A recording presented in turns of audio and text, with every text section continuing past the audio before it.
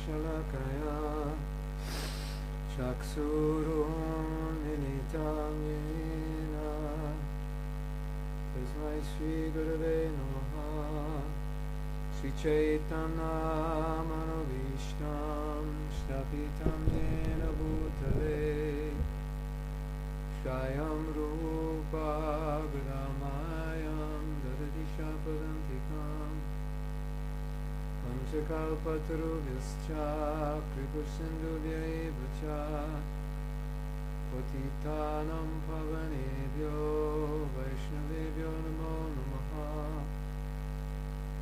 Mukam Karoti Vachalam Pangulam Gayate Girim Yakripatamaham Vande Sri Guru Dinatharina Krishna Chaitanya Prabhu Nityananda Shri Advaita Gadadhara Shivasari Gaur Bhaktavinda Hare Krishna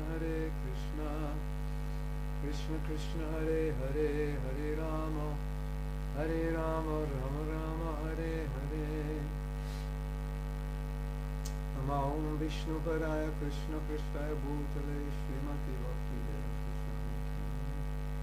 Namaste Saraswati Devi Gaur Vanati So today we're going to speak about traditional versus modern roles of women, pros and cons, why it exists today, should it exist, are modern roles good, how are they transformed from traditional roles, how has that happened in ISKCON, should we go back to traditional roles, what does Prabhupada want? One of the things that I wanted to accomplish in this discussion was just explaining different sides of the issue, not so much arguing for one or the other, but explaining what those different sides are, because if you stay in ISKCON, you're going to see these different sides coming up, the more modern woman approach or the more traditional approach. And not only what they are, but why they exist.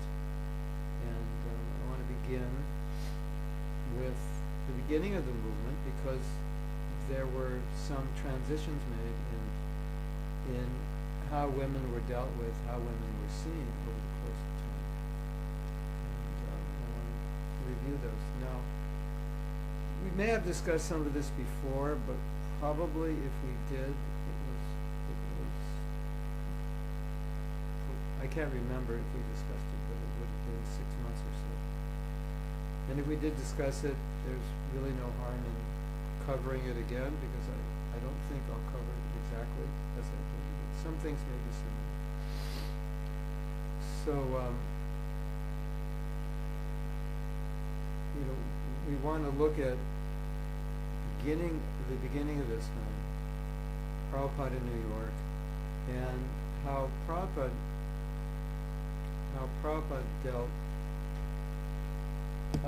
dealt with everybody. Is there a problem with the audio?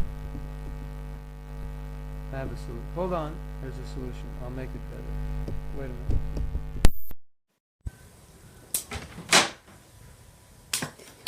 This might be better.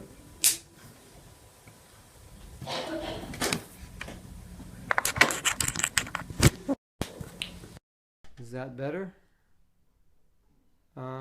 There's a zoom constantly his voice. How about this? Krishna Krishna Hare Hare Hare Ram Ram Hare Hare. Now it's good. Okay. What was the problem before? There was noise? Anyway, I have an extra cable here that I'm not using. Okay.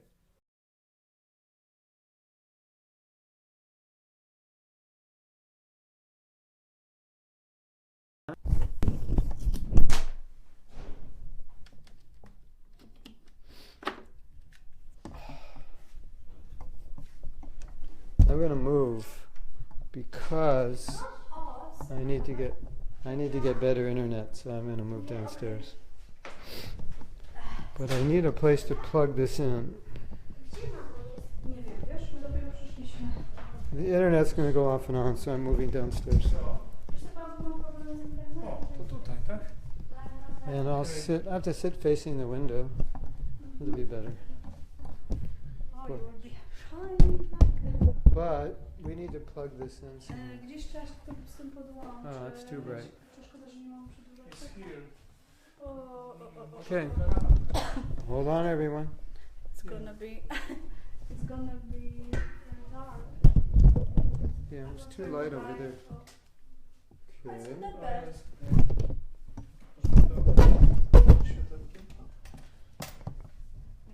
Okay. Nie, no tutaj So- nie, no to jest za dużo.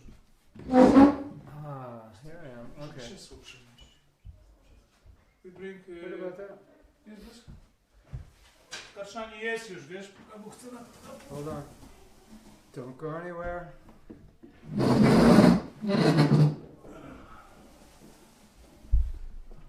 Okay. Dałem to, chciał to. Not church or will be a little bit comfortable? Can you get my computer? Because I have to read from my computer. Wait a minute.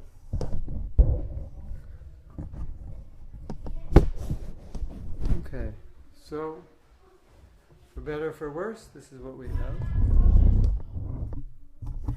At least it's not going to go off. Although you might hear noise from outside. Okay, so I want to, as I said, we're going to go over some history. So,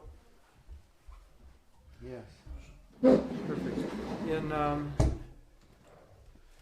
the beginning of the movement, when Prabhupada came to America, one of the things he did was he studied American culture. And he obviously saw that the relationship between men and women was different in American culture than it was in Indian culture, and especially the culture Prabhupada came from. It was, he was raised in the early 1900s, and the relationship between men and women was very traditional, very separated, and the roles were clearly defined, and women's roles were in the home. And so when he came to America, then he saw that it was much different. And he wrote in the Chaitanya Charitamrita that you can't just come in and change culture, but you have to deal with the culture, and that's what he did. He accepted that. And the main thing is, he said that if you're going to be together, then get married. But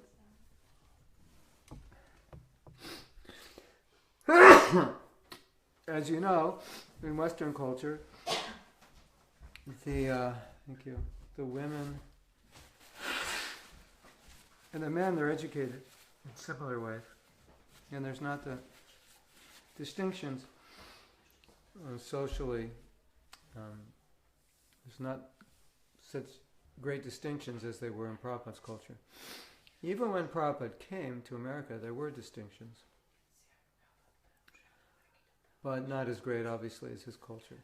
So he went along with that. And if you read any of the history of ISKCON, then you'll see that the women, they didn't feel restricted in any way, and they were with Prabhupada freely, could be with him, morning walks in his room, so forth. And so those were the early days. The women would describe it as like a family. So you didn't feel any discrimination coming anywhere, and certainly not from Prabhupada. He was very accepting. One of the original trustees, when Prabhupada incorporated ISKCON, was Mukunda's wife. So one of the original trustees was a woman. Prabhupada even wanted women to open temples. Wanted them to, and so in those days, women lead kirtans, give classes a little more freely than it came to be later.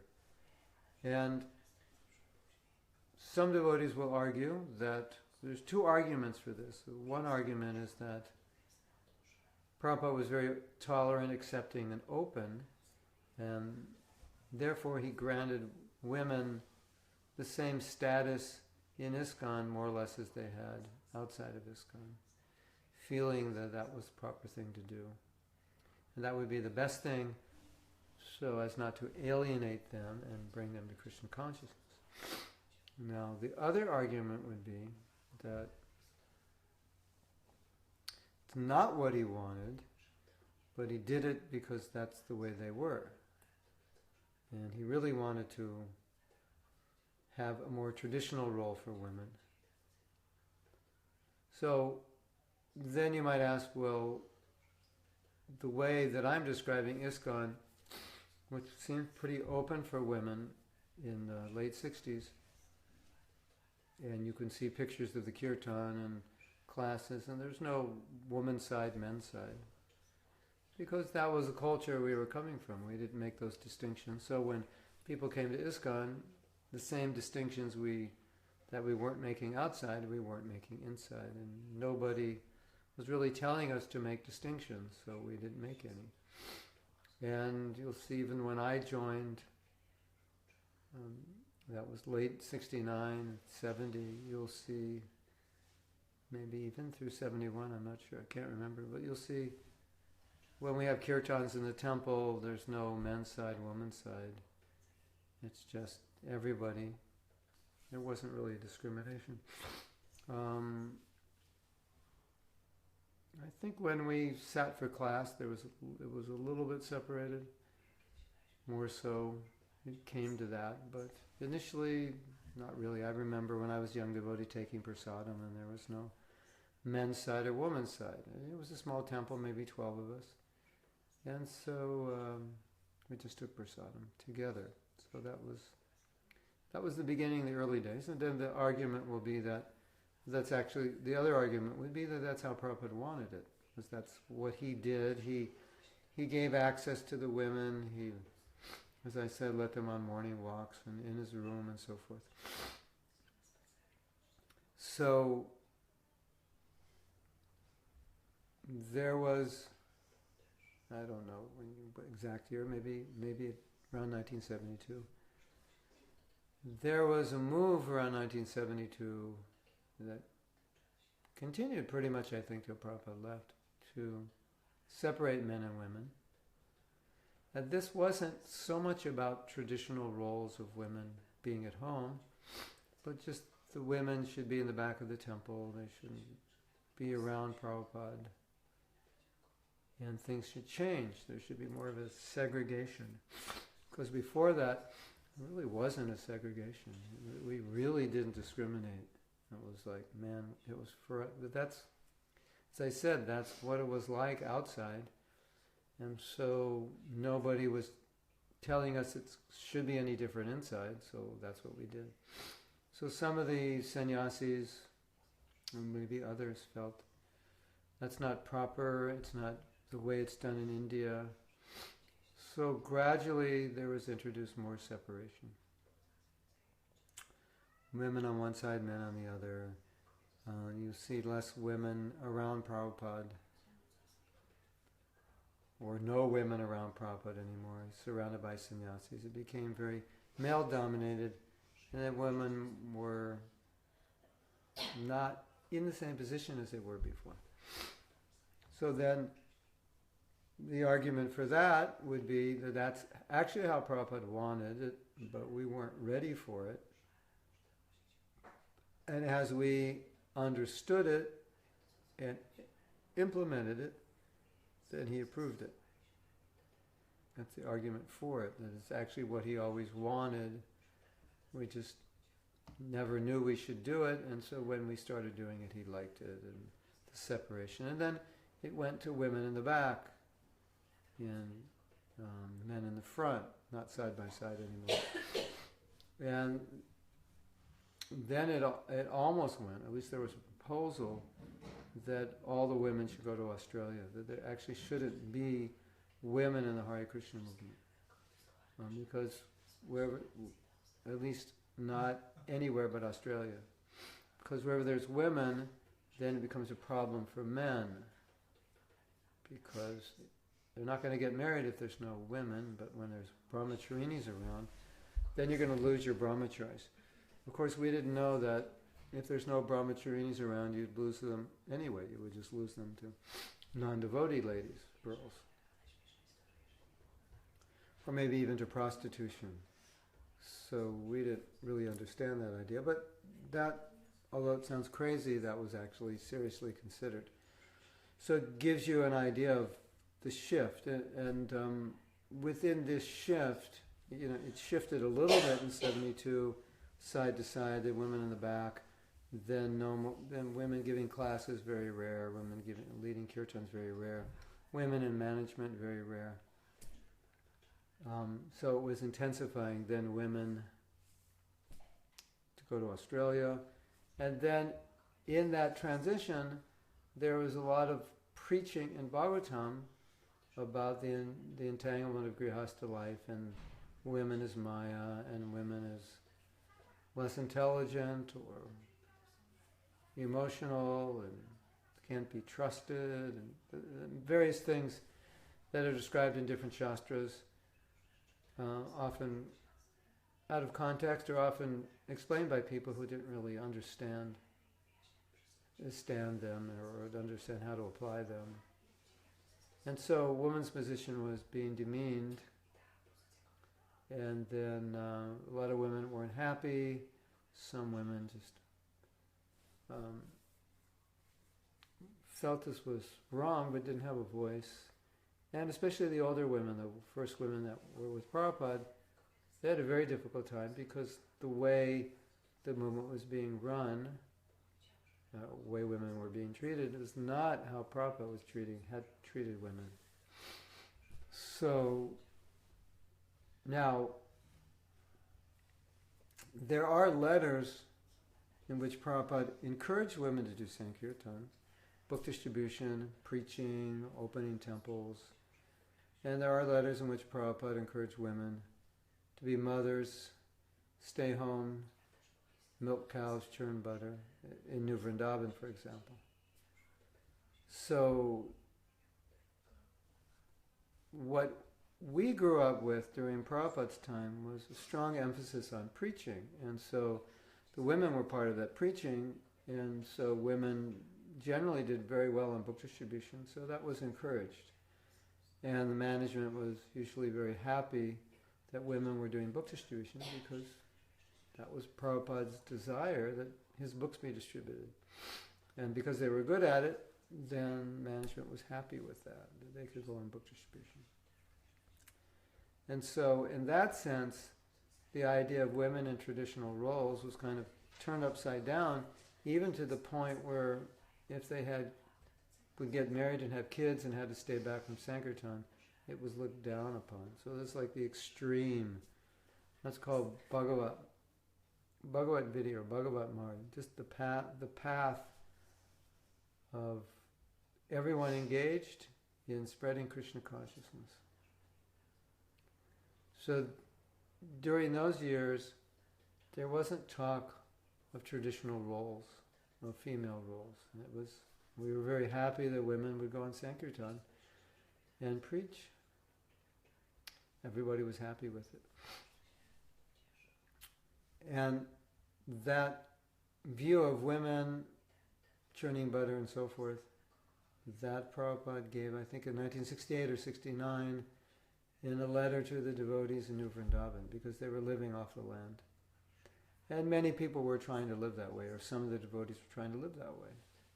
So he was encouraging that, at least there. If you're going to live in New Vrindavan, then you can be a traditional woman, traditional mother. Although later, the devotees in New Vrindavan, they also had very big Sankirtan parties, women traveling in vans and so forth. So, Prabhupada knew that women were traveling and doing Sankirtan and distributing his books, and he was very happy with that, and he never discouraged it. He always encouraged book distribution and always encouraged the book distributors. That we know. So, as far as we were concerned, that the Hare Krishna movement was all about preaching. And it was all about making Brahmins who will be the head of society. And it wasn't about establishing Varnashram. In fact, we grew up under the impression that really that's extraneous and it's not the purpose of ISKCON to establish Varnashram, but to spread the Krishna consciousness movement, specifically through kirtan, getting people to chant, and of course through japa as well, getting people to chant the Maha Mantra. That was our mission, and we, in those early years, we accepted that it was not our mission to have anything to do with Varnashram, Daivi Varnashram, any Varnashram. So that changed around 1974. And Prabhupada started talking about Varnashram. And it began in the context of devotees who were a devotee who was a sannyasi or many sannyasis who couldn't maintain their sannyas, or other devotees who couldn't maintain the principles, who were initiated as Brahmins, but not really Brahmins. So when Prabhupada was looking at that, he said that, it's artificial to force someone to be a Brahmin if they're a Shudra. Let them be a Shudra, that's okay, because if they're a Shudra, it's natural for them, so it's fine. So let them be Shudra. No problem.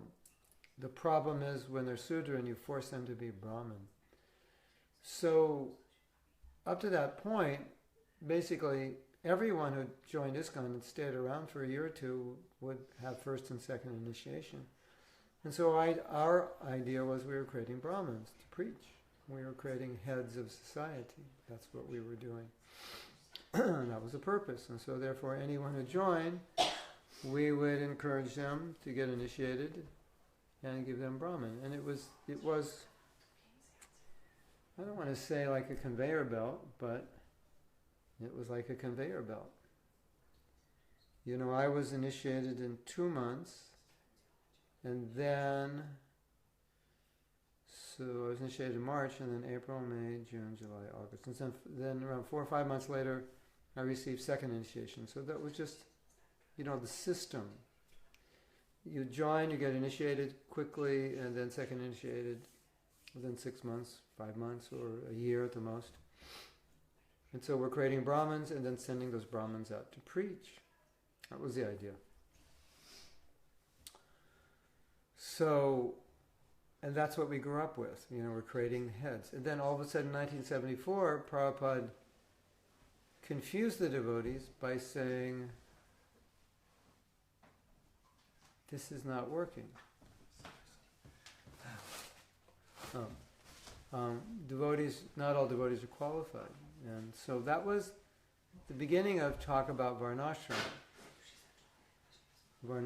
culture, and so the devotees were saying, but Prabhupada, I don't think Varnashram's for us. Never thought it was for us. Thought it was for people outside. But at that point, Prabhupada had not even discussed much about Varnashram. I mean, it was there in his books a little bit. But in real life, that's not what we were doing. We weren't talking about it or trying to establish it. And now he started talking about it as something serious.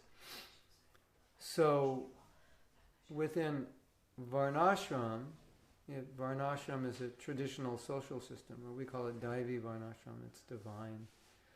The 4 Varnas and the 4 ashrams, where people fit in that, and people engaged according to, not artificially forcing them, as Prabhupada said, to be Brahmins, but whatever their position is, they engage that in for the pleasure of Krishna. And the Kshatras would make sure that everyone's engaged according to Vedic principles, and their engagement is somehow within the context of Krishna consciousness, and therefore as service to Krishna. So, when you speak of Varnashram, then you're speaking about something more traditional, Varnashram Dharma.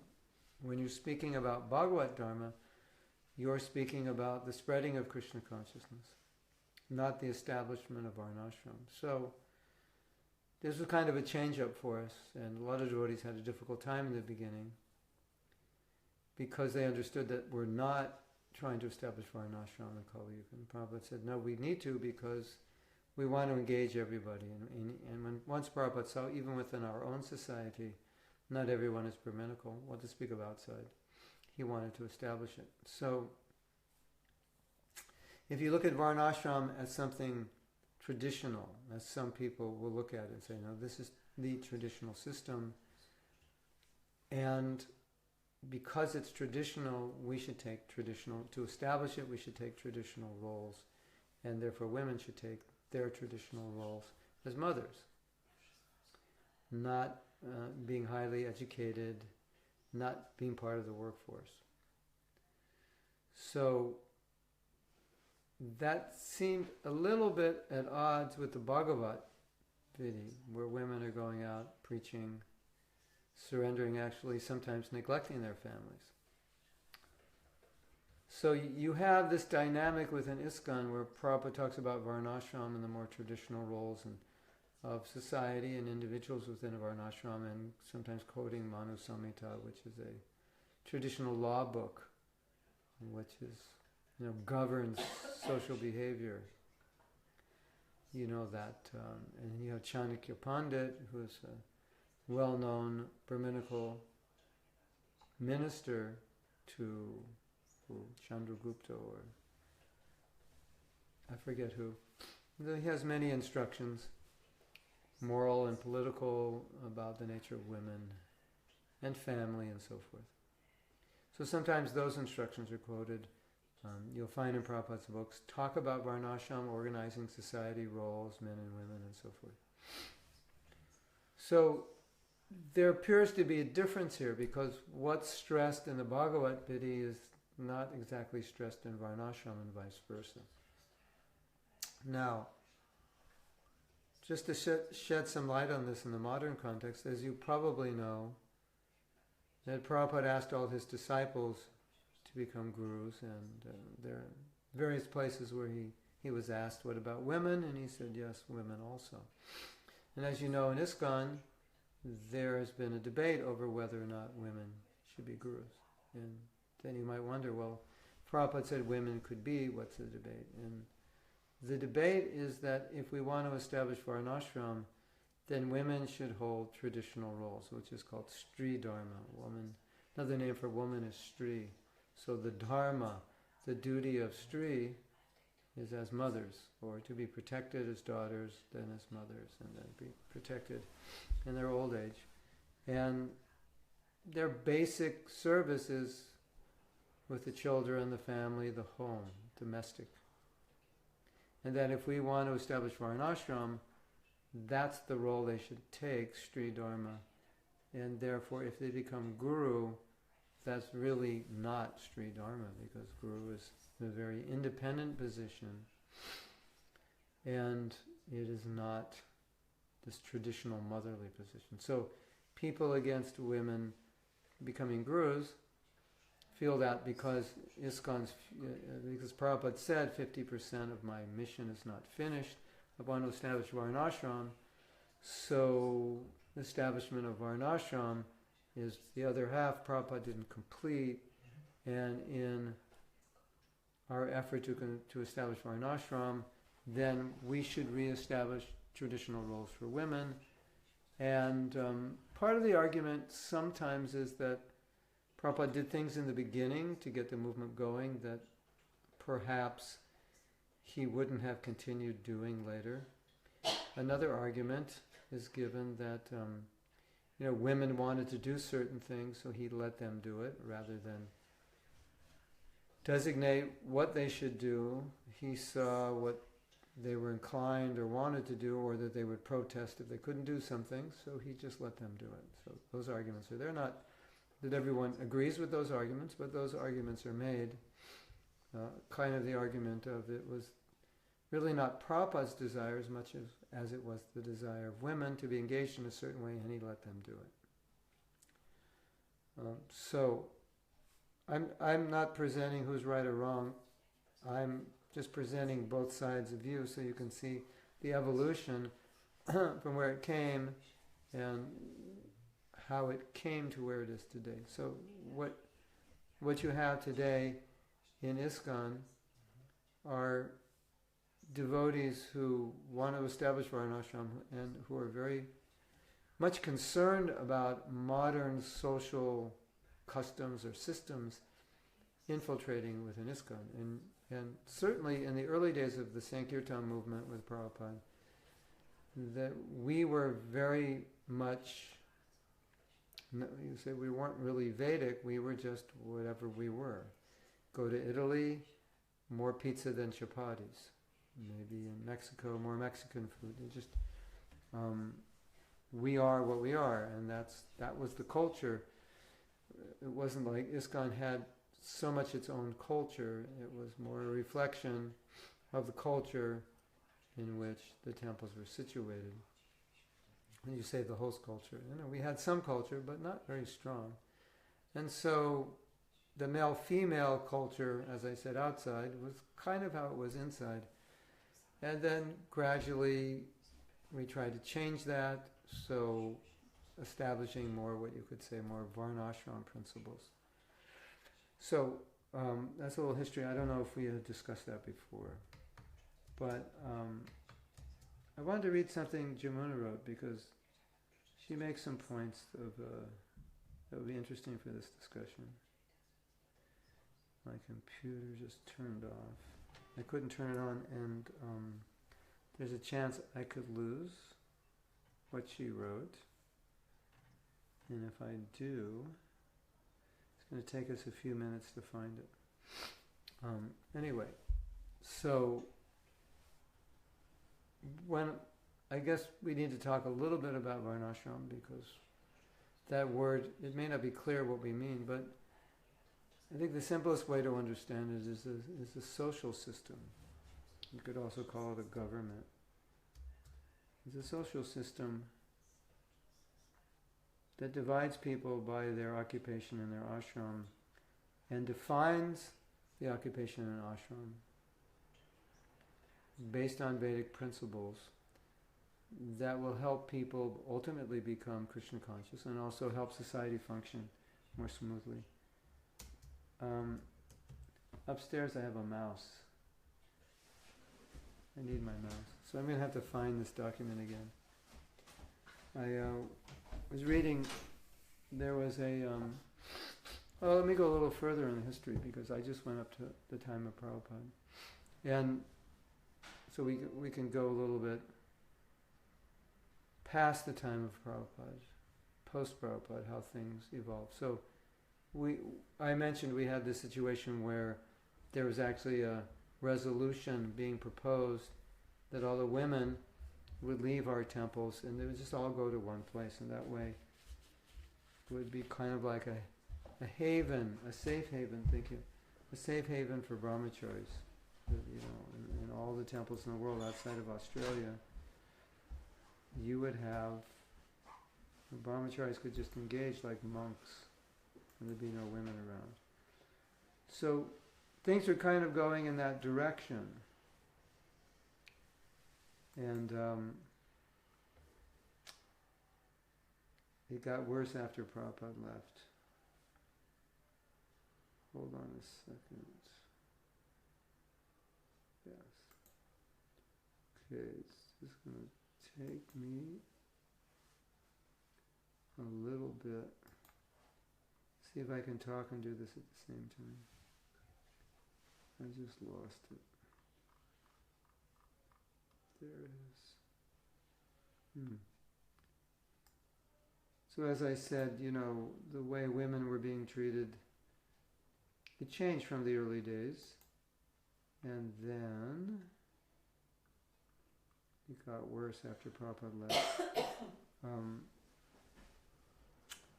And then, some temples, they didn't really take care of the brahmacharinis. They didn't have good ashrams. This may be true today also. I don't know.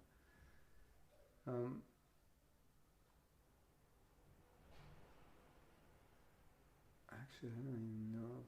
See if I can find this. Oh yeah. It's our lucky day. I found it. Then it evolved to a point where in many places women were becoming second-class citizens, and the movement started realizing that we really need to address these issues about women. And so there were conferences, GBC members attended, women's issues were brought up. And I mentioned in one of the classes that one of the concerns is if it's not our philosophy to demean women. And when women are demeaned, they often lose their self-confidence or self-esteem because they're being put down so often. Or naturally some women just wouldn't want to be part of a society like that. And as I said, some women who were Prabhupada's disciples would feel this isn't Prabhupada's mood, feel alienated, not want to be part of an organization that deals with women in that way. So there are many, many other problems. I'm not a woman, so I can't say all the problems they went through, although I was a Sankirtan leader for women, so I did have a sense of some of the problems they were going through. But it differed from temple to temple, depending who was in charge. So it's hard to generalize, but still in general there was a problem, and it came to a head. Eventually a Vaishnavi ministry was formed, because what you had is eventually had a GBC that was primarily sannyasis, and there were no women, so there was no representation. You understand? Oh, he's chanting. And there was no representation of women. And so you could understand if you have a body of only one group, then representation of the other group would naturally be neglected, because that body generally wouldn't have the interest of other groups they're not connected with. They would have the interest of their own group.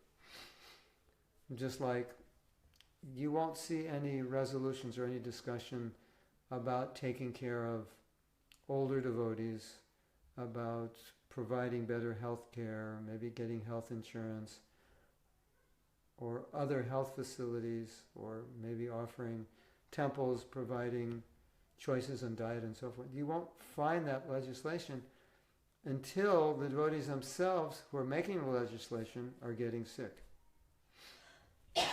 Because you don't tend to represent the interests of other groups. You tend to represent the interest of your own group. So finally, when the devotees started getting older, you will see there's discussion on the GBC about hospice care, old age, what will we do when our devotees retire, and so forth.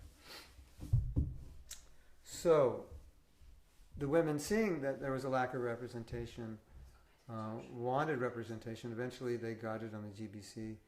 And more in the 90s, these kinds of meetings were happening. And in some zones, they actually made efforts to put more women in positions of authority. In one zone, I think maybe 10-15% of the temple presidents were women. And they always had 20-30% of the national council women. So these were kind of changes that were going on in ISKCON, recognition that we had become very male-dominated, and we were denigrating women to our own detriment, to their detriment.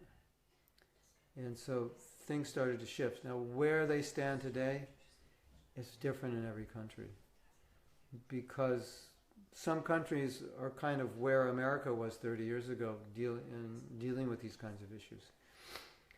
And it depends on the temple. It depends on the temple president, his mood, and how much he feels the need or the desire to accommodate women, how much he feels the need or desire to not have women in the temple. And so, as far as I've seen personally, I don't think I could say the women's issue is equal everywhere.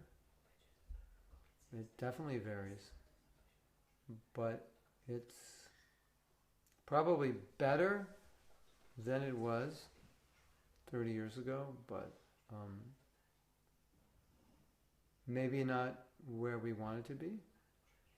But in any case, that's not exactly the point of this discussion. The point of this discussion is to kind of look at the traditional and the modern roles and try to understand Prabhupada's mood and see how you as women fit in, and also you as men, how you, if you understand this, how you could better deal with women.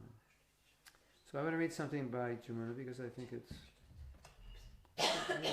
enlightening, and I think it has many points we can discuss.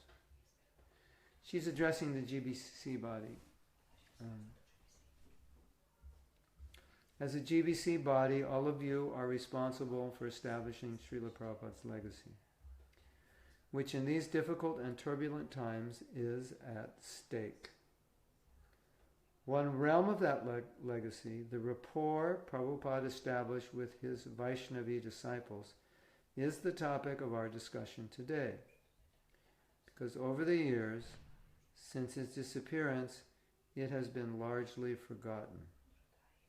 In other words, she's saying she wants to remind the GBC how Prabhupada dealt with his female disciples, because she feels that things have changed so much, and that mood that Prabhupada had for his disciples is not necessarily now the mood that the leadership has for women in general. So she's going to recount this. She's going to recount some pastimes and just explain Prabhupada's mood and at least how she experienced it.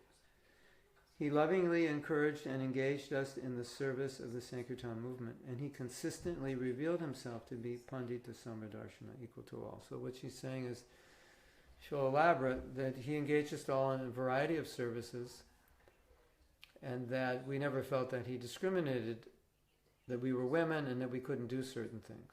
He led us to whatever the men did, and whatever was needed, he would ask us. So she explains.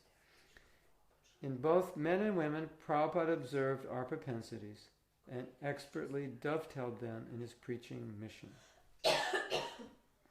For many years, in different countries and circumstances, I had the good fortune to render personal service to him.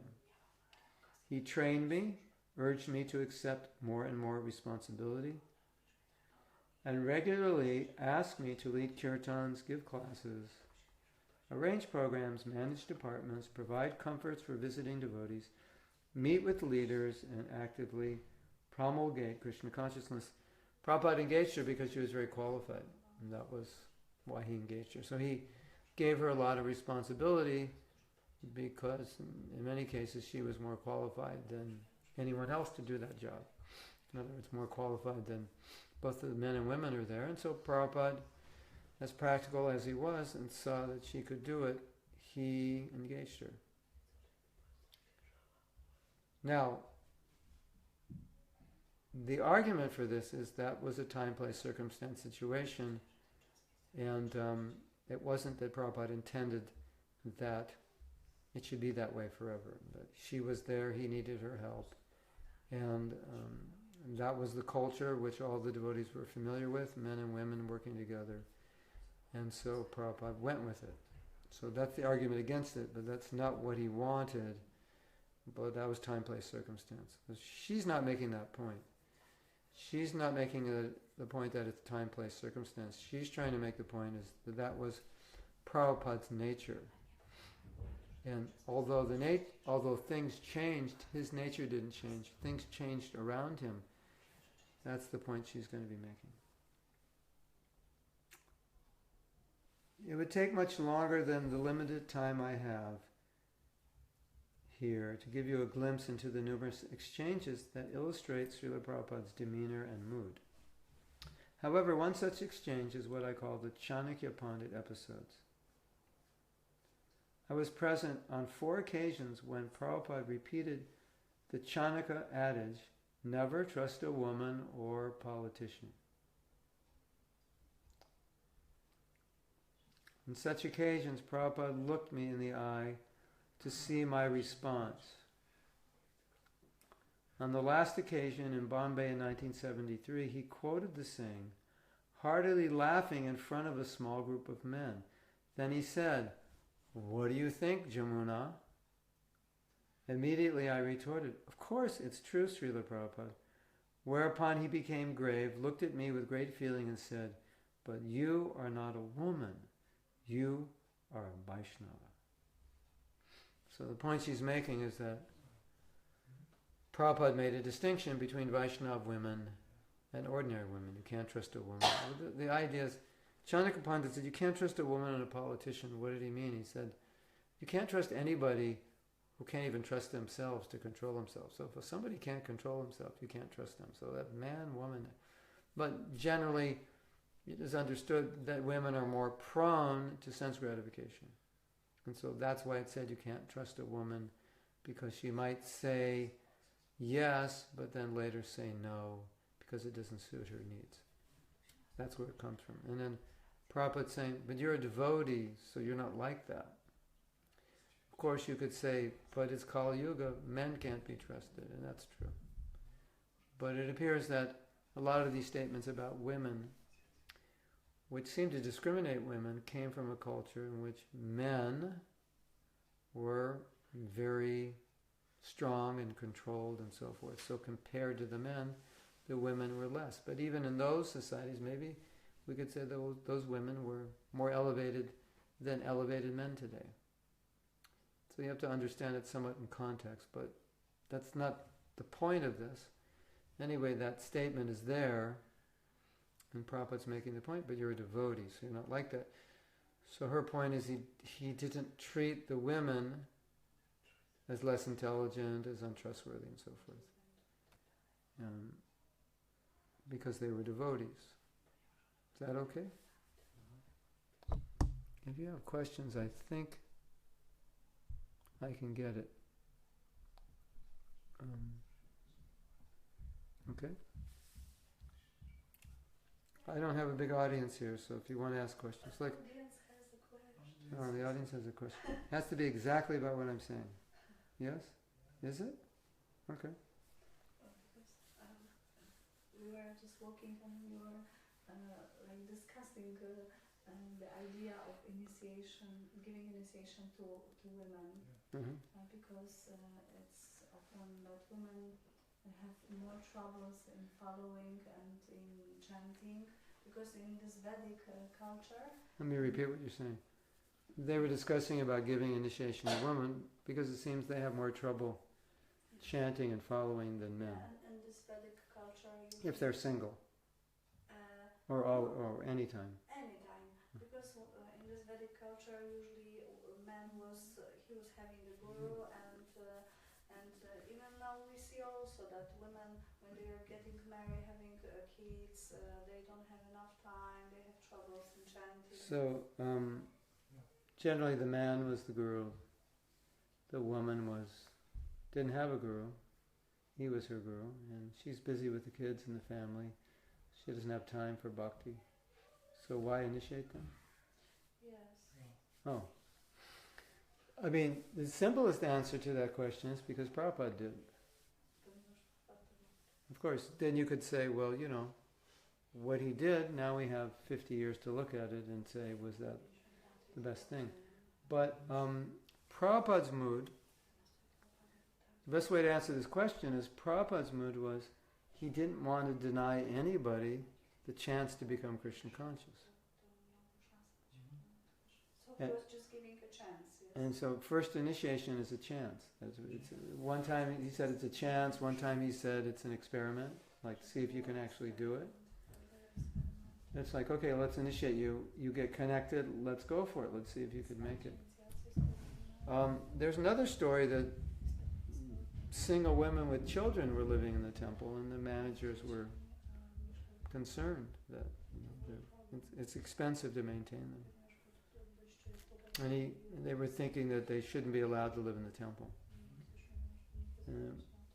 And Prabhupada said something to the effect that I don't want to deny anyone the chance to be Krishna conscious.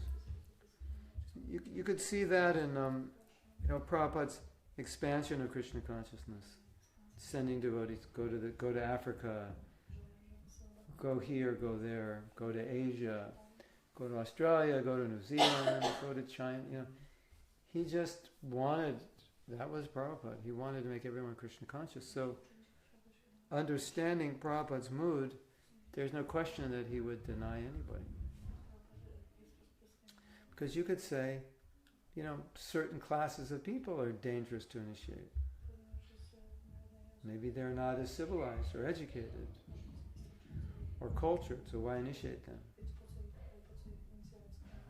So that wasn't Prabhupada's mood. His mood was give everyone a chance. It's a natural question. So why there is this debate in ISKCON? Because About women gurus? No. This debate about like establishing Varnashrama, and some have an idea that that let's be as we are, and yeah, we're talking. Well, this whole class is about answering that question. I understand. No. But you know what I mean. Is it not better to just let people decide who they want to be? Because that we'll get to later. Okay. It's going in that direction. Okay. She's asking, is it should we push everyone into Varnashram, or should we let everyone who wants to be in Varnashram be in it, and those who just want to live the way they are and apply Krishna consciousness, and the way they are means their own culture, and not be, you know, so strict about it. Yeah, we're getting there, but we need some more background information. So she's saying, every time when she was present, and every time Prabhupada quoted Chanakya Pandit saying, "Don't trust a women or politician," he would kind of look at her, and what does she say? He would look to see her response, you know, kind of like, almost like, you know, winking your eyes. So what do you think?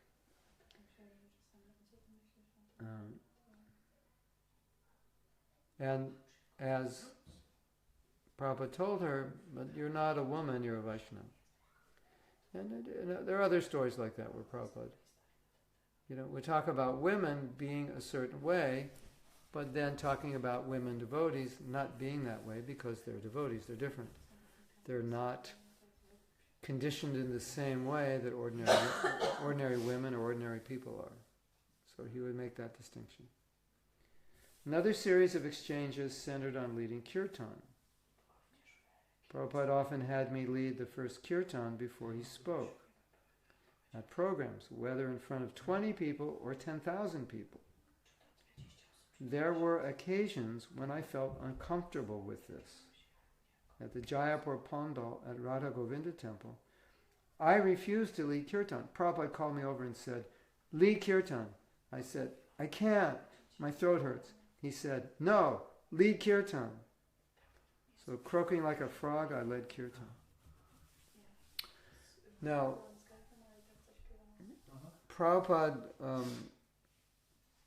he was demonstrating that Americans can be Vaishnavas and Brahmins. And he was demonstrating that women, because women in Indian society, as we said, had a more traditional role as mothers, and he's showing that no, women, they can be preachers, they can lead kirtan, they can be public figures.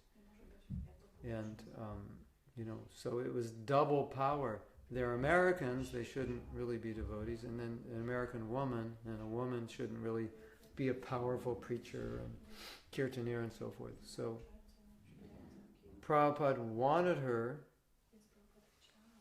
to preach because it had so much power. So he obviously wasn't discriminating, and I mean, you could say he was. He was discriminating against the men. He wanted her to do it. That was it sent a powerful message to the public. So the point was that he wasn't observing with her any kind of tradition, but in a sense, breaking the tradition as a preaching tool, which is interesting, isn't it? That's what he was doing. Yes? You know, putting a woman on stage in front of 20,000 people, that's not very humble and shy. And singing kind of breaks a tradition, but he's doing it as a preaching method.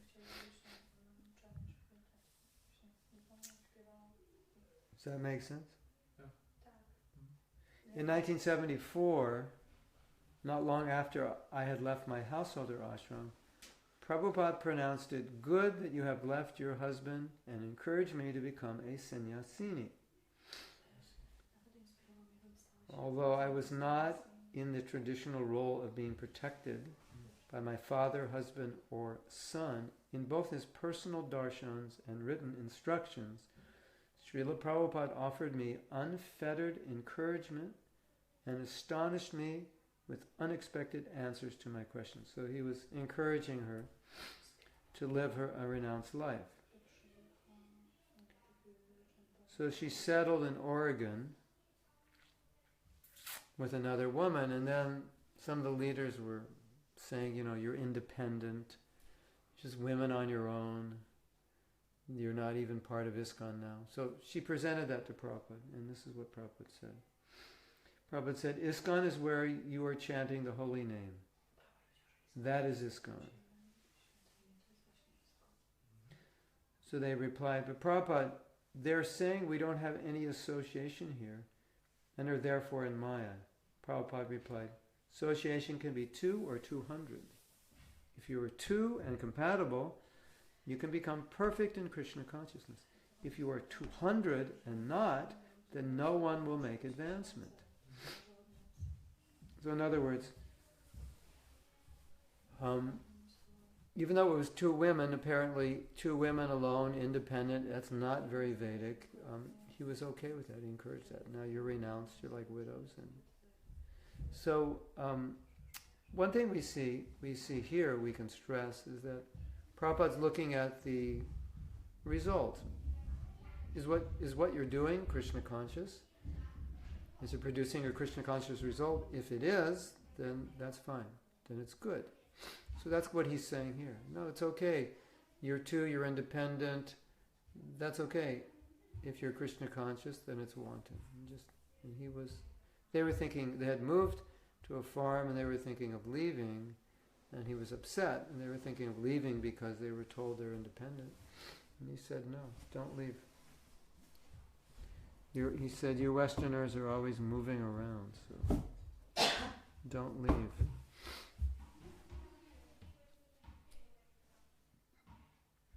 To conclude, Srila Prabhupada trained me to be concerned about his movement. And at this time I am deeply concerned. Now more than ever, it is time to revive and imbibe Srila Prabhupada's mood with his disciples. If we neglect this, an aspect of his greatness will remain unknown to future generations. I appeal to the GBC that along with the laudable projects you are managing and those you are contemplating, especially the magnificent temple that will arise here in Sridham Mayapur, consider that the behavior of ISKCON devotees who participate in these projects must be magnificent. In other words, if you have a magnificent project, our behavior should be magnificent also. So we don't want to have a magnificent project, but the behavior of devotees is something other than magnificent. So that's her appeal. And then, what's so interesting, this is before the Devotee Care Initiative that she spoke this. This is in 2000. In the Devotee Care Initiative, and the women's ministry, it seems very similar, because she's saying that, we should take care of all the devotees, and it would be a great travesty to discriminate against one class of devotees over another. And now devotee care is coming to the forefront.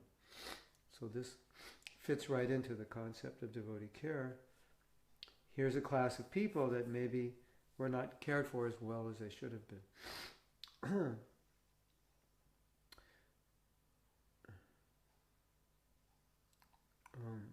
The grave responsibility falls on you. In other words, let us instill in every person who comes in contact with Srila Prabhupada's movement the healthy and spiritual relationships that he had with his followers, his mood of encouragement, protection, and kindness.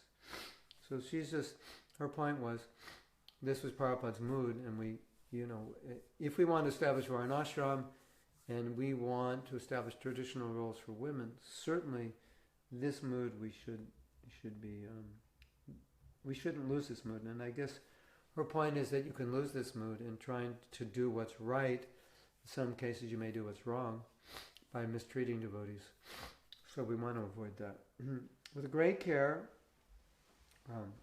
the closer we come to individually appreciating and honoring Srila Prabhupada's personal dealings with his disciples, the closer we will come to his sense of completeness in Krishna consciousness, to his joyfulness, to his transcendently attractive nature. So it's the same idea that we don't want to overlook how Prabhupada was dealing with his own disciples, especially here with his female disciples, and we don't want to institute anything which would be different, which would cause us to act differently. And I think a lot of the women, as I said earlier, feel that leadership is not entirely representing that mood that Prabhupada had towards his female disciples, and they should, that's their duty. And if they're not, they need to do something to inculcate that mood.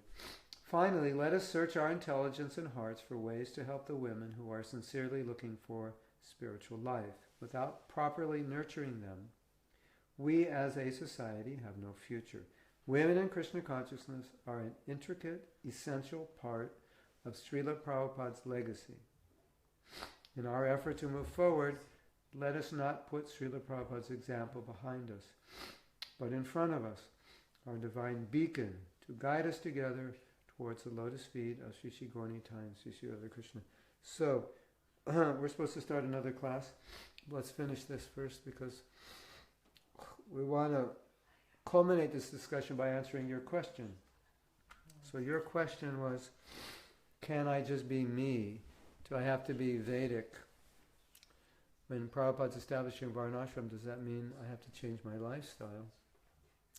Does that mean if I'm a well-educated woman and career-oriented that I can't do that? That would be wrong. It'd be wrong to work, it would be bad. And I think the obvious answer is, without going into a philosophical discussion of what's right and wrong, I think the obvious answer is, you will do whatever you do. So we really don't have to answer that question.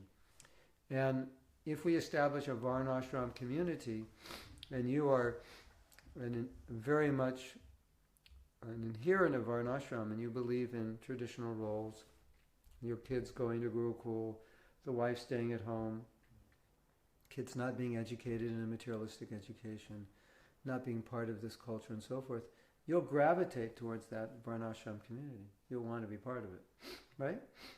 And it would be wrong on our part if we don't fit in that community to criticize people for joining it. Oh, you're old-fashioned, you're traditional, you're a woman hater, and so forth. There's that tendency. There's naturally going to be people who will look at that and say that doesn't fit in. I went to university and got a PhD, and I want to teach religion and Bhagavad Gita in public, and I'm inspired to do that. Or I want to study Ayurveda, or I want to bring people to Krishna consciousness through Ayurveda. I want to study psychology, become a counselor. I can bring people to Krishna consciousness that way. I can counsel devotees. So you have those devotees. And if you tell those devotees, don't do that, just stay in this community, then they won't be happy. Of course, it's not such an issue now because we don't have so many communities. And I see that after living in Mayapur, I see that a lot of the girls who graduate from the schools there, they have no desire to leave Mayapur or go anywhere else. They just want to stay there. And a lot of them want to leave and get an education. They have this desire. They don't see what they would do in Mayapur. They see, they want a professional career, so they leave Mayapur, they'll go back to university, become a teacher, become a doctor, whatever it is they want to be.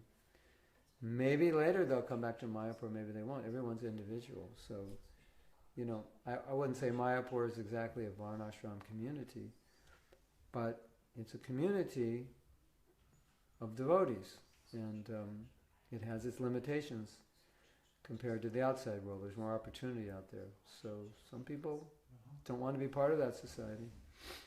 And as I said, in generally we should encourage devotees according to their desire and nature.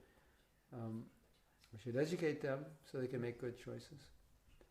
And I think education is the most important. I think a lot of our congregational devotees, as I see it, they are Western people living in a Western culture.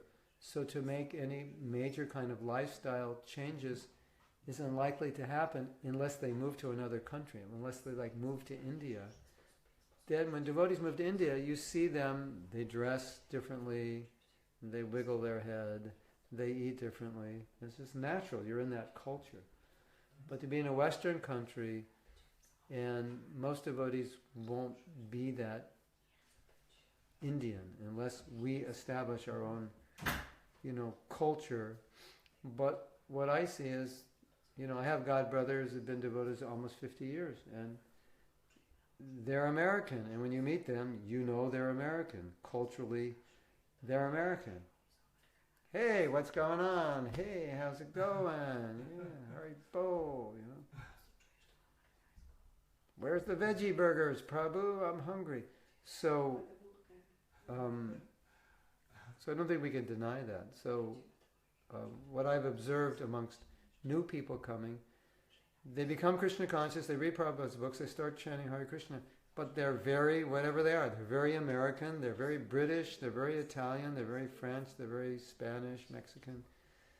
That's just what they are, So that's a reality. Now, as you progress in Krishna consciousness, you may start gravitating towards a desire to follow more traditional roles and values and social systems, because you look at society and you see how messed up it is.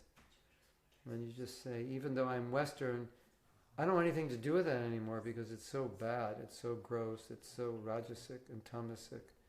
I'm sick of it. And so that also can happen in the course of time. But generally what I see is that most devotees aren't ready for something too Vedic right away. That's what I see.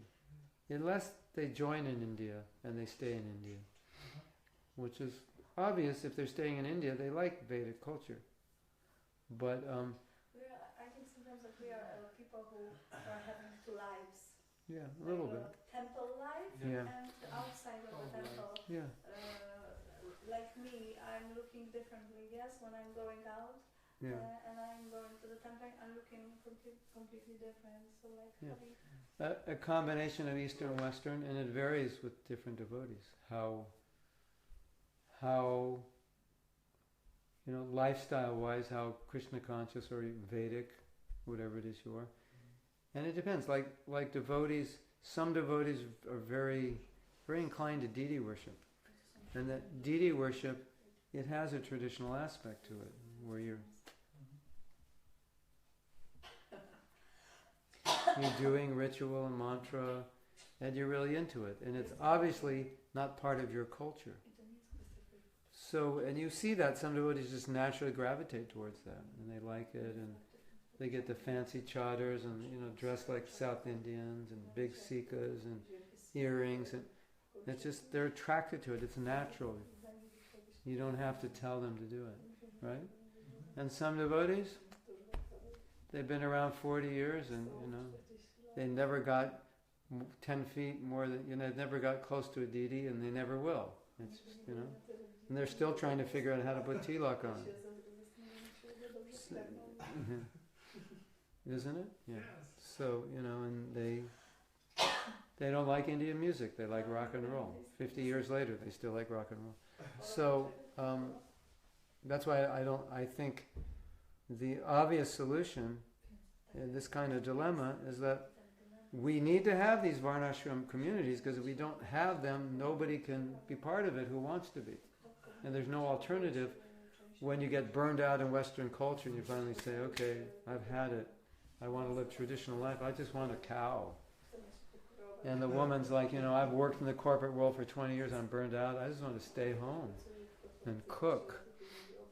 And And he said, I don't want to sit in front of a computer, I'll just farm, I'm happy to plant vegetables and plow the land. So that may come. But we need places for that to happen. So I think they need to go on simultaneously. And then some devotees have argued that the female guru issue is also similar, in that we heard that the leaders in India have concerns about women becoming gurus and how it would affect our Abhijayar preaching and so forth in India. But those concerns are not shared everywhere around the world. So it's possible, I don't know, I'm not in the GBC, but it's possible that if they allow women to become gurus, that they may be restricted. There's certain countries who just don't want it, and they wouldn't initiate there. It's possible. But I don't understand why Indian are concerned, because I can't answer that question. But because there are women gurus in like India. Wife Yeah, of right. Nityananda Prabhu, she I can't represent there because I don't know their arguments fully. Because I would understand if like Western people would be concerned, not Indian, not Hindu people, because here in West, usually men have like a position of priest and so on. Also in Catholic Church, only in a few countries they let women to be a kind of priest. So I thought that Western people could be like concerned, but I was surprised hearing that India people are afraid. No, that's Catholic Church. That's not. In other words, women are CEOs and women are leaders of other religious organizations. So Catholic Church, that's only one organization. But generally, unless you're part of a very traditional organization that doesn't allow women, and you Westerners would be open to it. And I think the concern that devotees have is that Prabhupada said women can be gurus. Cannot be? They can be. But there's devotees who interpret that to mean liberated women only, not our women in ISKCON, but liberated women. Or more liberated. So, in either case, one of the solutions is, well, if someone wants to take a woman as their guru, then you can allow them. And if someone doesn't, they won't. So why not just let them do it? Because those who want it will take, and those who won't. Just like those who want Varnashram will want to live in a community to establish in Varnashram, and those who need to be in a city for whatever reason, they'll stay there. And they could... anyway, that's the conclusion. So we're going to end here. And I'm going to end, and I'm going to come back. Give me a few minutes because I want to find a file. Unless I don't know, you have questions here, I have to look and see. If anyone has questions. A question.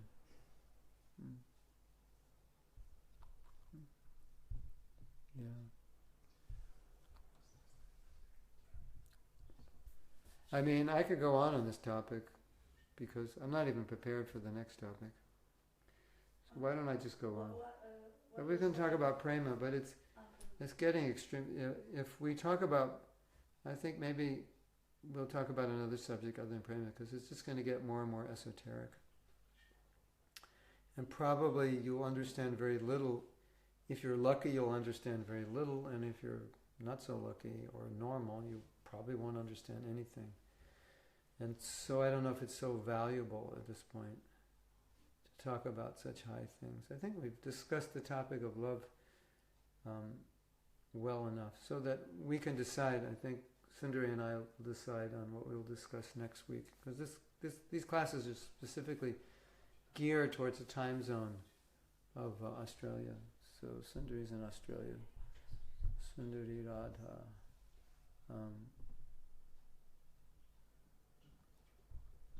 So what I wanted to maybe take this to another dimension of discussion and maybe playing off Jamuna's mood. I think what Jamuna is trying to say is that we have to be careful that we don't discriminate, we don't discourage, don't minimize any class of devotee. And I had mentioned in one of my other classes that there's devotees that in expressing the philosophy will end up discouraging women. And if you're a woman and you've been discouraged, then you understand this. And it's not, of course, that devotee's intent to do that. That devotee just feels that he's expressing the philosophy as it's been given. And in many cases, that is what he's doing. But the context of the discussion, perhaps even the tone of voice or the mood, can have a detrimental effect on women in general, to make them feel in some way unworthy, some way dirty or contaminated.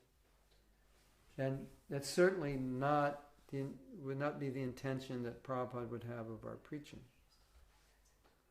I also mentioned in another class, I don't know if you remember, but I personally have observed that if any class of devotee is not taken care of or not given sufficient facility as any other class, in other words, do we give the men 30% more facility than the women?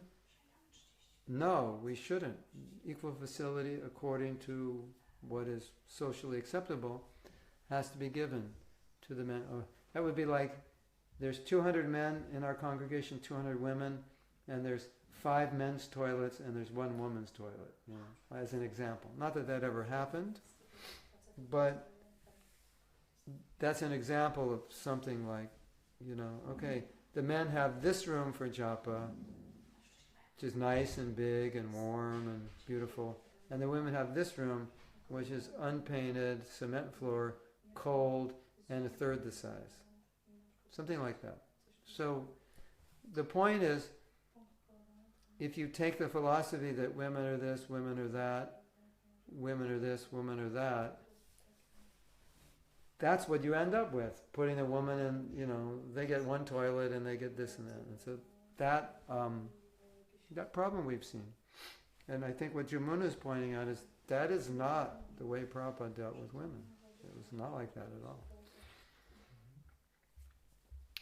So,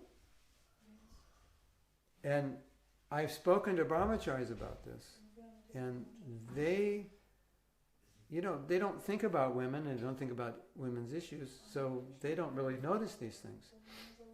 And I said, sometimes when you give class and you say something negative about women, it has a very negative effect on them. Are you aware of this? And they all said, no, I'm not.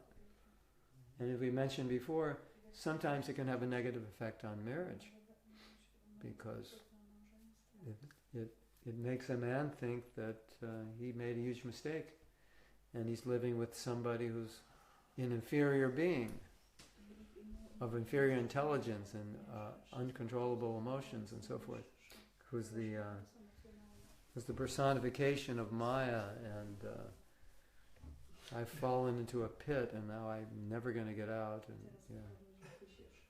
so and we know it's true that men have been influenced to think that way, and it's still happening in many places. Brahmacharis are being trained to think like this, not that they're being trained to dislike women per se, but that's what it ends up. In some way there's less concern. And so I would say that's just it's a defect in management, and it's a defect in the heart. I think that's Jamuna's point. That wasn't Prabhupada's heart. It didn't deal that way. with his female disciples, or he didn't deal that way with anybody.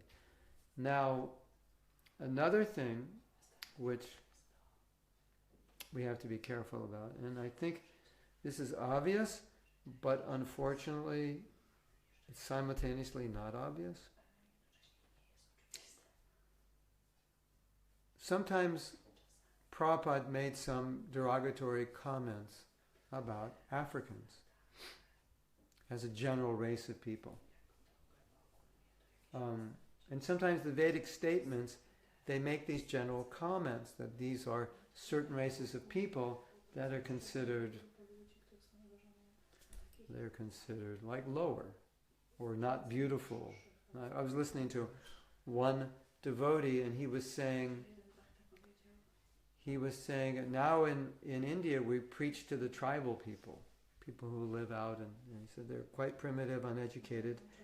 And then he's a very nice devotee, he's Indian, and he said they're all ugly. Now that's not something a Western person would say. I don't know if a Western person would think they're all ugly. I don't think they're all ugly. I saw them.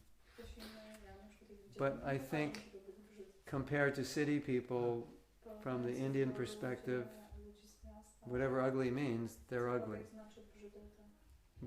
But it's not something, even if you believe that this is a kind of a karmic thing, that this race, they're just less intelligent, they're not as attractive, and they're not as capable. It would be wrong to tell them that. Welcome, tribals. Even though you're ugly and stupid, we're going to give you Krishna consciousness. Yeah. So that would be wrong, obviously, right? Now we're giving Bhagavatam class, telling women, you're dirty, you're Maya, you're less intelligent, you're emotional, you entrap men. So how is that going to make them feel, and how is that going to attract more women to Krishna consciousness? Now you might say, but it's true to some degree. But Prabhupada said, if you're devotees, you're not like that. And I wouldn't say it's, I would say that's a broad generalization. And certainly that was not how Prabhupada preached in public, obviously. He appreciated all the young, he said, you young boys and girls are intelligent, take to Krishna consciousness. So he's very encouraging. So my point is that, obviously, if you regularly, or worse, consistently tell somebody that you're inferior to men, you're less capable than men, you're less intelligent than men, you're more this on the bad side than men, even if those women are as or more intelligent in many ways than their godbrothers, are as capable or more capable in many ways, if they're being told they're not, it can damage their self-confidence. And so they potentially could do something that now they believe they can't do because they've heard they're actually not as capable as they thought they were. So that's a disservice, and that's something that Prabhupada never did with his disciples. He never made them feel that they couldn't do something, they weren't capable, intelligent enough. Either men or women, he didn't make them feel that way. So inadvertently, we could make women feel that way. And that's a great disservice. And so I think that's really the kind of the essence of Jamuna's. And she's not arguing for or against Varnashram or women gurus or anything. But she's, I think, arguing for the mood. This is Prabhupada's mood. And in the name of philosophy, if we lose that mood, that's like a huge mistake. And it's a huge... It's not representing Prabhupada properly. You know, in the name of philosophy, this is our philosophy. Okay, but how did Prabhupada deal with the ladies? How should we deal with the ladies? And we know that, young men who want to remain brahmacharis, sometimes to protect themselves, rather than being neutral towards women, will become a little antagonistic or repulsive in their thoughts and behavior. And so that's an unhealthy way to train men to deal with women. And there's another thing I want to throw out, and I think maybe you have thought about this, that when this is a sensitive point, but we're dealing in a society in which we don't want to compromise with their values, because we have our own values. So I'm not saying we should compromise. But at the same time, we know what their values are, and if they come to our temple and see a culture which appears to be discriminative towards anyone, then many, many people will find it difficult to become part of that organization, because they won't see it as spiritual. They'll see it as something defective. Does that make sense? Yes. Yeah. So that's a sensitive point, because we don't want to compromise our principles and compromise our culture. But at the same time, we want to be able to give the essence of Krishna consciousness within a context or culture in which people can digest it. Because if they come and they can't digest, then even though we're speaking to them very high philosophy, they're not going to be able to accept it, because it doesn't fit within their conception of what spirituality is. And I don't necessarily think that's a compromise. I mean, it could be in some cases, but I think it's a tactic to that we have to realize that in the West there's going to be certain people that there are going to be certain conditions upon which accepting Krishna consciousness is going to be difficult. And so why make it difficult for them? And they would accept Krishna consciousness under certain conditions. So we have to be sensitive to that. I think that's just the way the world is, at least my experience. And we have to be expert at explaining things that's acceptable. And if we can get people to chant, hear our philosophy, take prasadam, that's what's most important. So we don't want to do anything that would block them from their ability to do that. And as Prabhupada said, you can introduce rules and regulations later. What I find is that as people become Krishna conscious and understand it, then they can start understanding the culture, like why women would be separate, why women would cover their bodies. It doesn't take that much to understand it. But in the beginning, they may not understand it well. As they become devotees, it just makes more sense. But even those who've been devotees for many, many years, there's certain things that just don't, I don't want to say they don't accept it, but it doesn't make sense to them, it doesn't work. So it's not even, as we said, that every devotee will want to adopt fully the lifestyle and tradition that is more Vedic. It may not work for them. So as it may not work for senior devotees, it may not work for newer people who have maybe a more academic background or more critical eye or more well-educated or wealthy or something. And they're expecting more from us. And we're a spiritual movement. They expect us to be equal to all and accepting and non-judgmental and so forth. So I think that's important also. And lastly, you have the host culture, the cultural values that you're in, and what and socially how to interact with people. So we had this discussion in Argentina, because the Latin culture is when you meet people, whether it's a man or woman, you kiss them. You don't shake their hand, you know.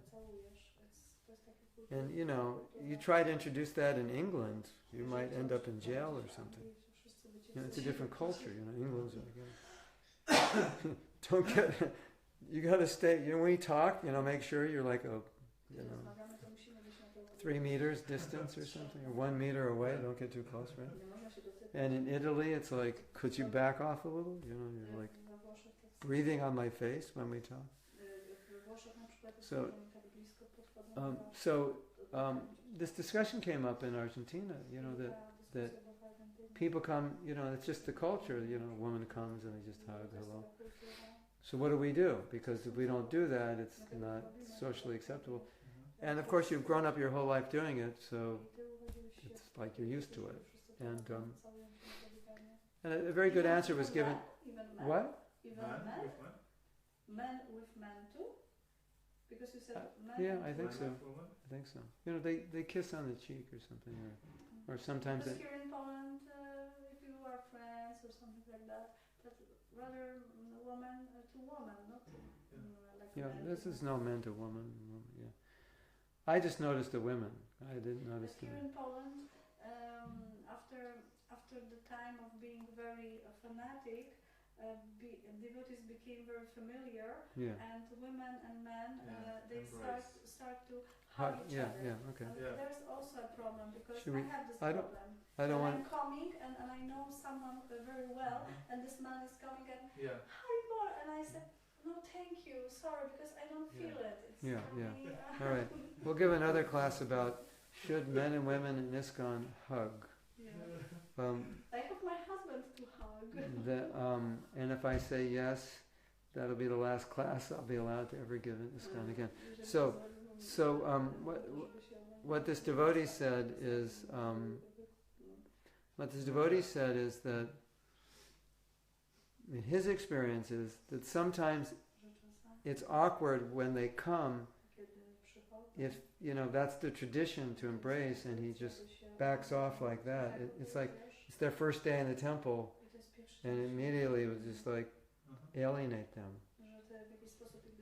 I had such situation on Woodstock because I'm not hugging people. Yeah, it's okay. I had a talk. So, some people could argue with that and say, look, you shouldn't, even if that's the case, you shouldn't do it. Now, he's a strict devotee, and all he said was that I do it, and then I explain to them for the future that it's just when you come, we do this. That's our culture. So he felt,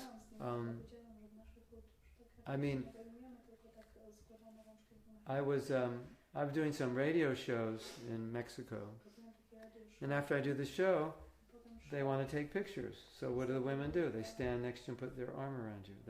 That's the culture. So you just, obviously if you're a sannyasi, that's a bad picture to put on Facebook if you're a sannyasi. So people could argue and say, well, you shouldn't allow them. There's a story, and I'm not using this as evidence that we should do this, so don't misunderstand me. But when Prabhupada was at Dr. Mishra's ashram, there was one young woman, probably 25 or so, and the Prabhupada was about 70 at that time, so 45 years difference. And she was so attracted to Prabhupada, and she said, Prabhupada, can I hug you? And Prabhupada stopped for a moment, as the story is told. And he said, why not? And so he was accommodating this little girl's affection for him. And it was probably the only time he ever did that. So I'm not saying, okay, here's a principle. Yesterday we did an exercise here in Poland, and the devotees were going around appreciating one another. And I was just observing, because in every country we have a different culture and it's different. So I was thinking, okay, are the men and women going to appreciate one another, or is it just going to be men to men and women to women? And I noticed that for many devotees, going up to the men, or the women going to men, men going to women, it was just like normal, natural. But it was. So then I could understand that the culture of the country and the culture you have within this temple, it's mostly congregation. In India, you won't have that. The men will go to the men, the women, it's a different culture. And I could have said men go to men, women go to women, but I didn't. Maybe it's a fault, maybe it isn't, but nothing happened. And so I think in certain cultures, there's kind of what's talked about in ISKCON a lot is that the early days was like a family, because there was just like 10 of us in a temple, or 8 or 12. It's a small group. Small enough to be a family, small enough that we were with everyone every day together. That's how it was. And so in that family, the mood of the family was you felt like the men were your brothers, the girls were your sisters. You didn't have this like, Krishna Karshini, you're Maya personified. Could you just go outside? I don't want to look at you. It wasn't like that at all. And so I think there's some nostalgia in, maybe even in younger devotees also, for creating more of a family mood. And because we need family. We leave our families. And so, amongst the brahmacharis, they need family. The ladies who aren't married, they need family. And, I think a lot of ladies see the brahmacharis like brothers, like they'll protect them, take care of them. And so, I think in some countries and some cultures, it's more natural to do that. In some countries and cultures, it's not natural to do that. And to try to change the culture too much one way or the other may not be successful. So I think that's another consideration in culturally how you deal with all these things. That you already have a culture. Another thing I saw. So I went to a temple, and I felt the brahmachari ashram. Just when I walked in there, I felt it's like very artificial. It's like it was unnatural. The men were unnaturally detached, unnaturally unkind and detached from women. I felt like they're all struggling, and that's why they're acting this way. So that's also something to be aware of, that at least for a man. If a man's being too adverse, it might be a sign that he's not in a healthy situation. So, I think Jamuna's point is, whatever you do to establish culture, don't lose the mood that Prabhupada had. Obviously, we don't want to compromise principles, but generally what we see in communities where there's lots of grihastas, the mingling of men and women is, that's what you do, and that's Western culture. It's not separated. But the mingling of men and women is just, it's very minimal, but it's kind of natural. It's not problematic.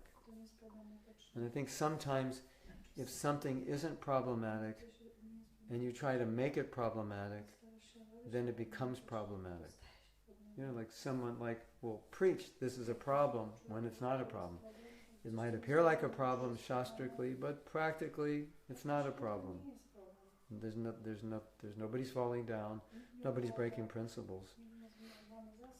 But it may seem externally like, well, it's not really proper. But consciousness-wise, there's no one's contaminated by it. So you have to be careful also not to create problems when there isn't a problem. It's only a perceived problem, or it seems like it could lead to a problem, but it hasn't led to a problem. So I think that's important, because we've seen that also, that sometimes problems were created where there weren't any. And so that's. So it's going to depend on the country. It's going to depend on the temple president.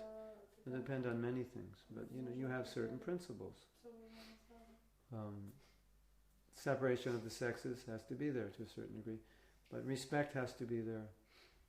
Friendliness, kindness. You know, some of my god sisters I've known for like 45 years. So when I see them, what am I supposed to do? Excuse me, can you get out of the way? I don't want to see you. That would be, you know, are we training people to be like that strange? It would just be awkward. And you know, spiritual masters have disciples. Their disciples are like, female disciples are like their daughters.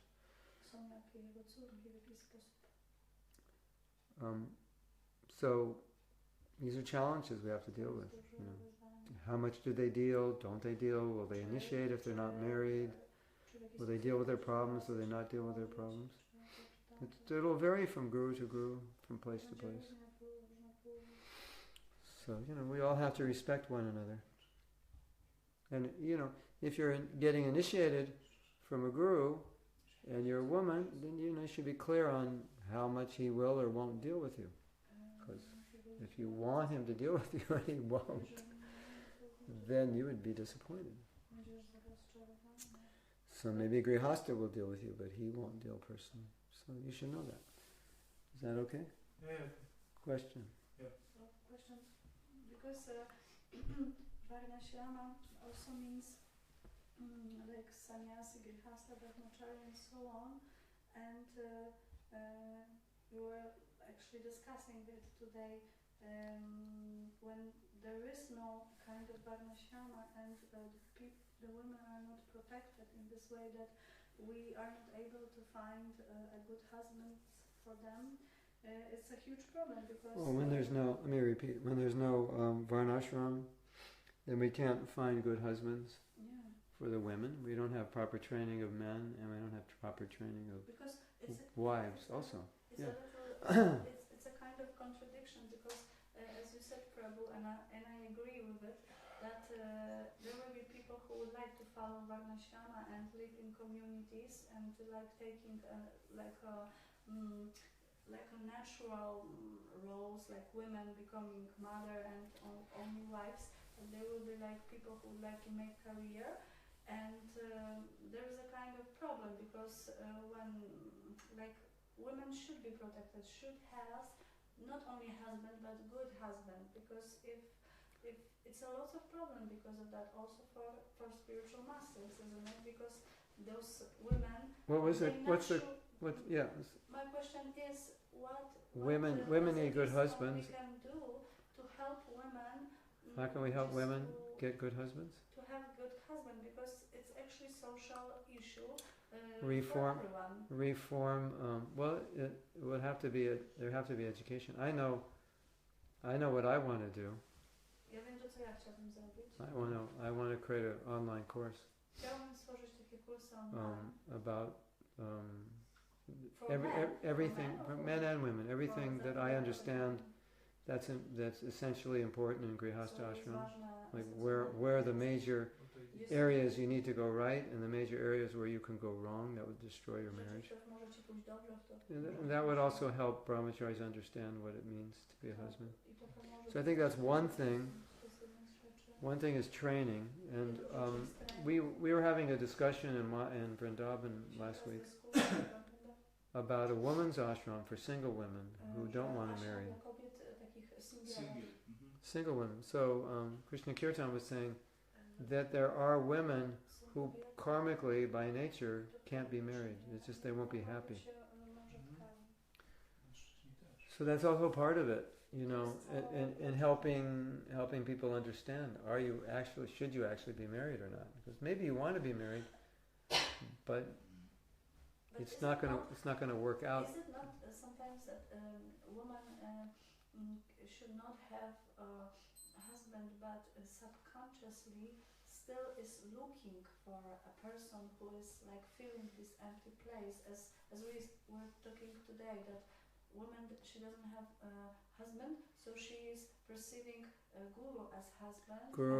Guru could be like a husband, temple president, but yes, if she's, that means she should be married. If she's trying to be single. There are women who are looking and how to say, is trying I to... understand.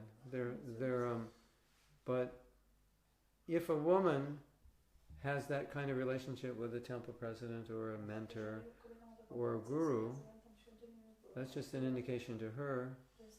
Either she has to give that up or she has to have a husband, because you're making that person like a husband or fulfilling some of your needs for male association.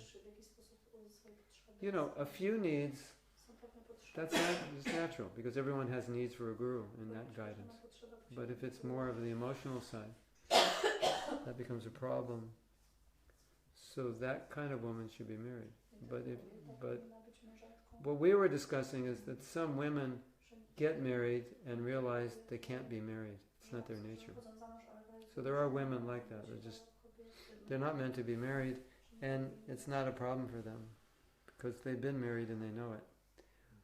Or they have that kind of renounced nature, and it's not going to work, and they don't want to do it. We have friends like that. So I think that's all part of educating. You also have what a lot of devotees are trying to do is educate the preachers, not to preach in a way that could undermine the values of Grihastha ashram. Because if you undermine the value of it, then when men get married and it doesn't work out, it reaffirms how bad it is. It's just, I heard it was bad, Sometimes guru sannyasis are like preaching this way that sometimes their disciples who are brahmacharis, they think that if they will get married, they will disappoint the guru. Disappoint their guru if they get married, because the guru is preaching strongly. And and you see that this brahmachari has it might be true. Strong desire, and he's trying, but still he's denying. No, because I don't want to disappoint my guru, and it's a kind of fell down. They are like preaching that being grihastha. Well, it's a balance, because anything that we preach, it has to be balanced, so that you get the point. But if you can't follow it, then you have an alternative. So that's good preaching. So, to preach to someone to remain brahmachari is good if they can do it. That you should preach to them to remain brahmachari if they can actually do it. It would be wrong to tell them to get married, and vice versa. It would be wrong to preach to them to not get married if they actually can't remain brahmachari. So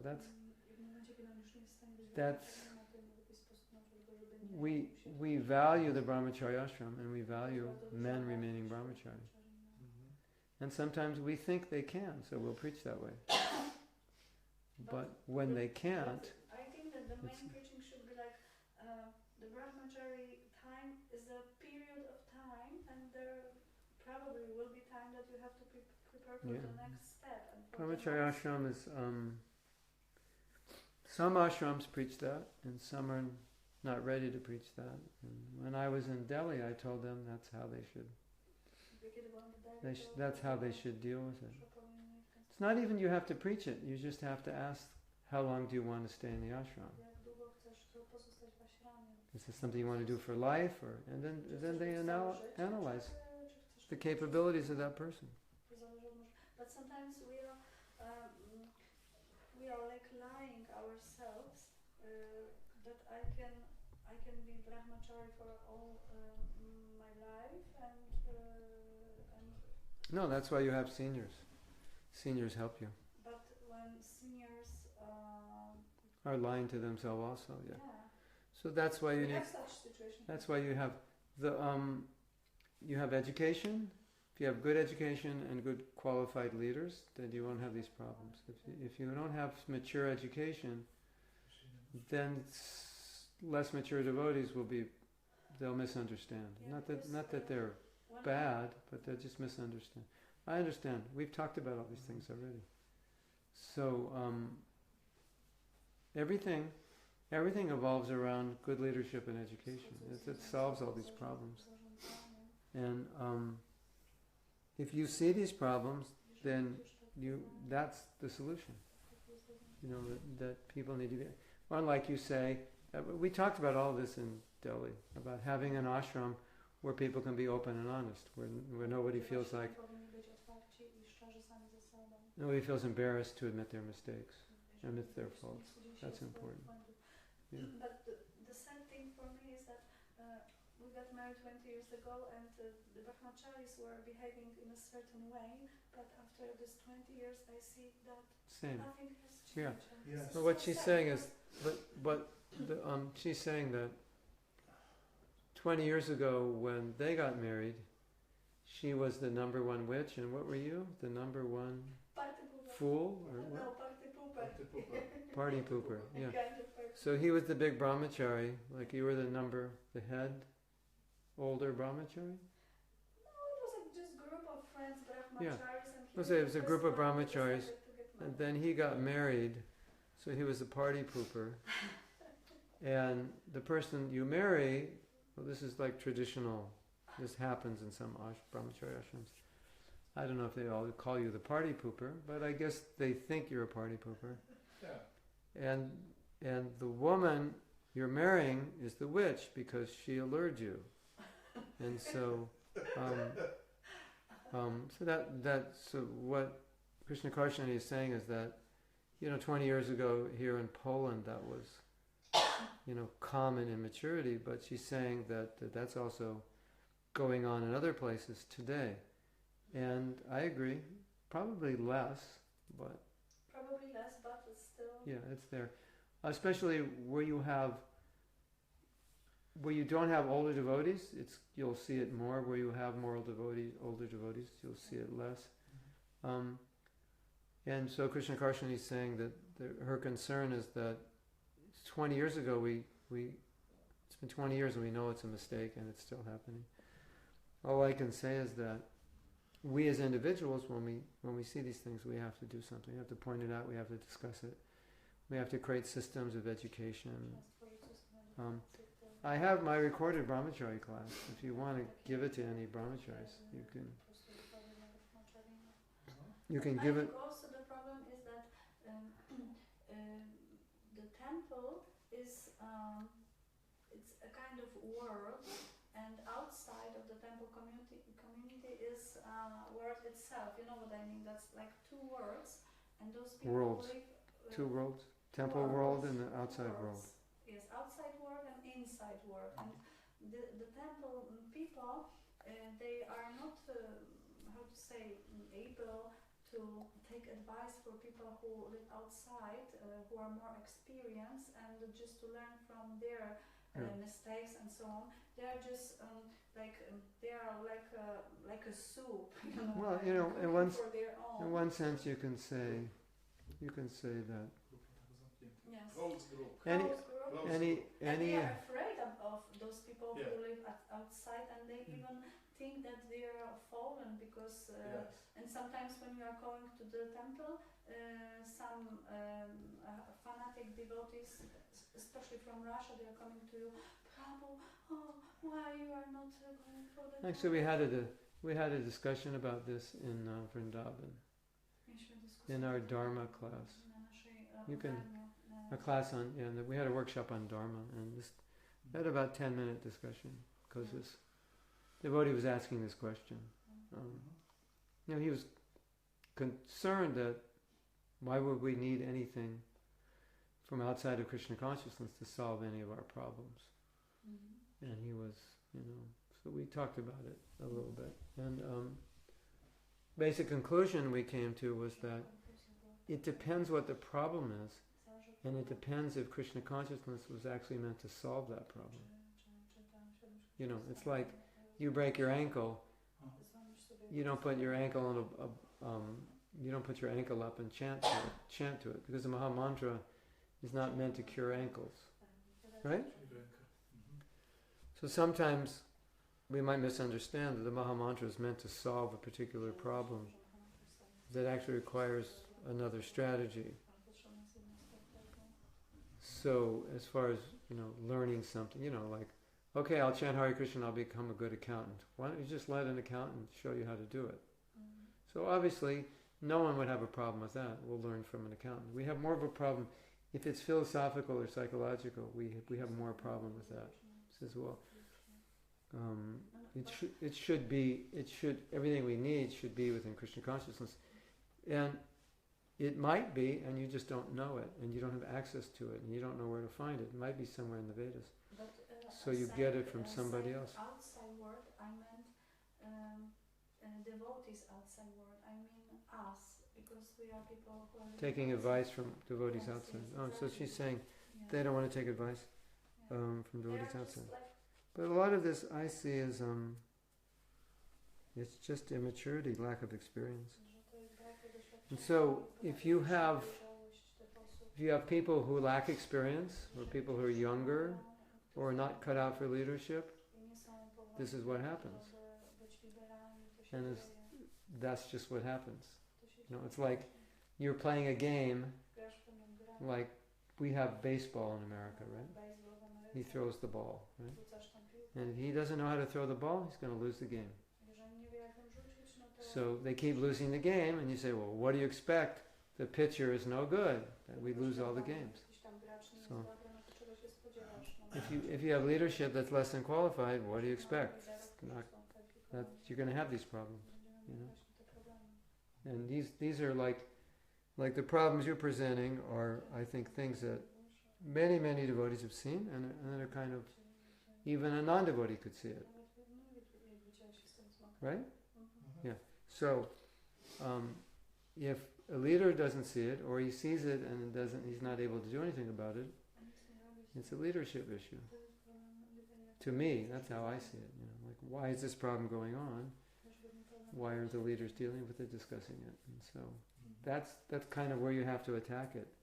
And if it's a leadership issue, and you can get more devotees involved in helping the leadership, that would be good. So, all we can do is try our best when we see a problem. Or, if we can't deal directly with leadership, we can at least preach what we think is right. Write articles, give lectures, whatever. So, there are endless problems you could bring up. But I see it as a leadership problem. A leader's supposed to be like a king, and he cares for everybody in the temple. Right? I've seen temple presidents who are very, very concerned about every devotee. Male, female, child, married, brahmacharis, just equally concerned. Everybody. They all had equal stand.